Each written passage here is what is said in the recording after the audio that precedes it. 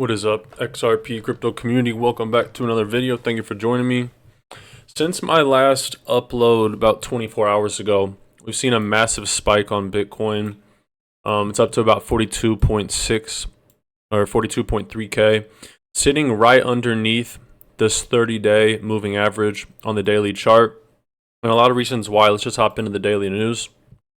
This chart's been going viral on crypto Twitter for a variety of reasons. This guy says, maybe this is the real reason crypto has 4-year cycles. What this chart illustrates is the global liquidity index. This dark blue line is global liquidity, and this light blue logarithmic wave is the long-term cycle. And correlation does not always imply causation, but it is interesting that each time that this liquidity cycle tunes up, we see a surge in the crypto markets. And you can see right now, it's starting to follow that trend back up as we have the Bitcoin halving in 4 months. Just another reason why you should be not holding cash. Every day you're getting robbed if you're holding cash. The Treasury borrowed $47 billion yesterday, pushing the federal debt to a new record high. When does this end? I don't know. Just in the past 3 years, we've gone from $28 trillion to $34 trillion. And I think in the short term, we'll just see the money printers continue to just keep printing. And that money has to go somewhere. And now you have the Federal Reserve even buying things like stocks and bonds. Their balance sheet is absolutely massive.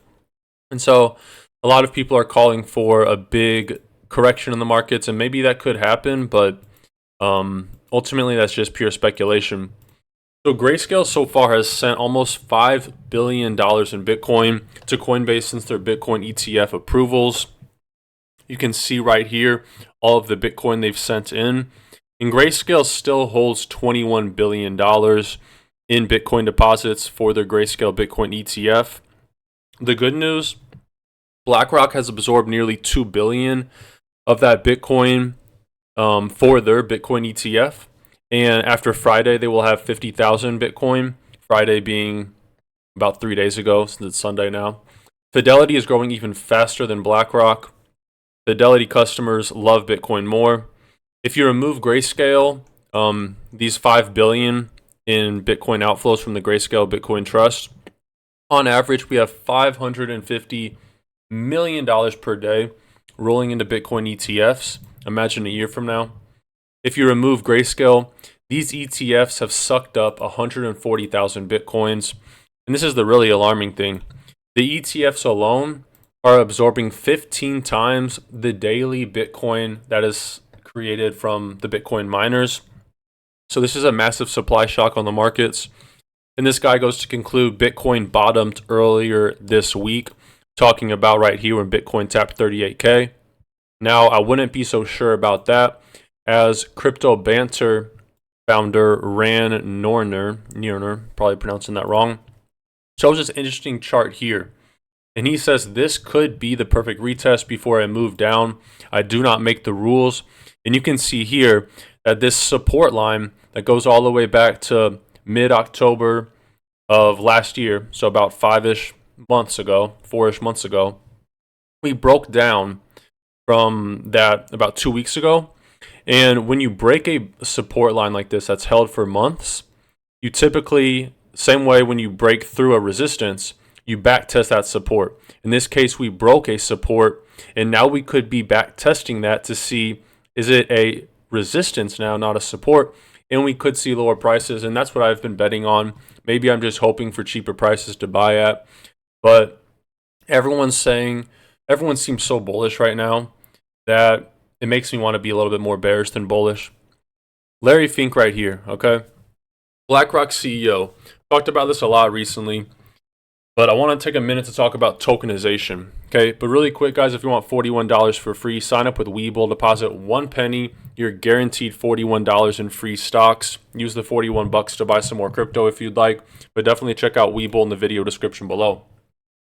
So BlackRock CEO Larry Fink, he's been going on a lot of mainstream news outlets, talking about this news around the crypto ETFs, calling them stepping stones to tokenization.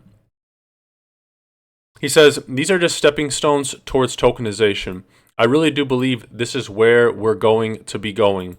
We have the technology to tokenize today. You don't know what tokenization is? Tokenization refers to using blockchain technology or a digital token to represent real-world items.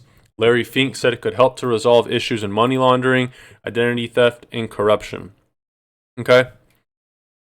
Now I want you to listen to this clip right here. This is from an International Monetary Fund conference titled Crypto and Digital Assets Summit Winter Edition. And it just makes me more bullish on the XRPL and tokenization specifically. Yeah, thank you very much for having us here, having me here. Super excited to talk about this probably more or most popular topic in crypto this year. And look, so how am I involved with tokenization? I oversee basically with Ripple XR contributions to the XRP ledger, which is an open source blockchain. And tokenization of real world assets has been definitely one of the key areas for us in terms of building more native primitives to allow for compliant institutional grade tokenization, signing partnerships around this. And so, we're seeing a lot of stable coins, obviously, already as a form of financial instrument represented on the XRP ledger, and are also seeing a couple of projects around real estate, carbon markets, and now we're really expecting to see this to grow vastly in terms of scope, debt assets, securities, private equity, and so forth. And I would say, in terms of a year ago and now, the big difference is, it felt like engaging particularly with TradFi in the beginning, maybe more than a year ago, it was mostly about ticking an innovation box and running through some theoretical pilots. And now the conversations are really becoming real and tangible and executable. And so,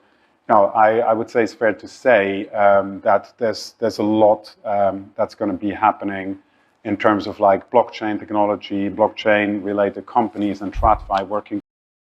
And it gets better. Here's this clip from Beyond Broke on Twitter. This is Mark Yusko, founder, chief investment officer, and managing director of Morgan Creek Capital Management, talking about the tokenization revolution. Take a listen. Every stock, every bond, every currency, every commodity, every piece of art, every bottle of fine wine, every collectible car, every piece of real estate, every private business, everything of value in the world will eventually be a token. And people were sniggering and they're like, yeah, whatever. And now we know it's true, right? Y'all are proof positive. The talent migration into this space that has recognized that this adoption of technology, this evolution, it's not a revolution, it's an evolution of technology, that everything of value will be a token on a blockchain. Not a coin, not a thing. It's literally a line item on a public ledger. Everything of value will be that. And every transaction of value will happen in digital assets. Every stock, every bond, every currency, every commodity, every piece of art, every bottle of fine wine, every collectible car, every piece of real estate, So pretty much everything will be tokenized. Now, I'm speculating whether that'll be on the XRP ledger or not, but I've made this analogy a lot recently. Think of Amazon in the early days. It was a company that was selling books online. Now look at Amazon. They sell everything. They have the largest share of the market in the West. And not only do they sell things, they have things like Amazon Web Services, which is even bigger than Amazon's supply chain operation. And so XRP right now is Ripple's core product for cross-border payments. But you've had Ripple's chief technology officer, David Schwartz, talk a lot recently about how Ripple wants to do a lot more with blockchain technology than just cross-border payments. And they're specifically targeting tokenization. And I think that's for a reason. A quick update here on the Ripple lawsuit. James K. Hyland stated on Twitter that the court had granted Ripple's motion to file a SIR reply, meaning that the crypto firm can now file an additional reply to the SEC's motion. The commission had initially filed a motion to compel Ripple to produce certain documents. The crypto firm Ripple then filed a response arguing why the court should not grant this motion. Following that, the SEC had a right to reply to Ripple's response, which it did. At that point, the SEC's motion was taken as fully briefed, and all that was left was for the judge to give her ruling. However, Ripple felt the need to file an additional reply, and that was why it had to file a motion asking the court to permit it to file a SIR reply. The content of the SIR reply letter. So Ripple had already filed this letter alongside the motion, asking for leave just in case the court granted it.